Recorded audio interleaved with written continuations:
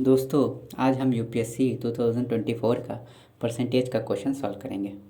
आइए देखते हैं क्या है क्वेश्चन। कह रहा है कि पी की सैलरी 20% लोअर है क्यू से, मतलब पी की सैलरी क्यू से 20% कम है।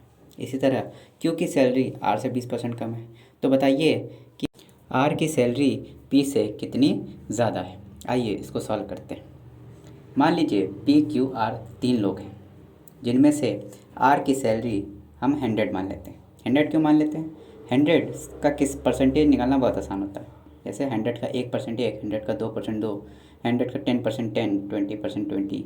ठीक है, तो मान लीजिए आर है और उसकी सैलरी 100 है। अब इसकी सैलरी 100 है तो क्यू की सैलरी इसकी सैलरी से 20% कम है। तो 100 का 20% कितना हो गया? 20। तो इसकी सैलरी अगर 100 है तो 100 में से 20 हटा दे तो इसकी सैलरी कितनी हो जाएगी? 80। अब इसकी 80 है तो पी की सैलरी क्यू से 20% कम है। तो 80 का 20% कितना हो गया? 80 का 10% 8, 20% 16। तो 80 में से 16 हटा दें तो कितना हो गया? 64। पी की सैलरी 64 हो गई। अब हमको तीनों की सैलरी पता है। पी की सैलरी 64, क्यू की सैलरी 80 और आर की सैलरी 100।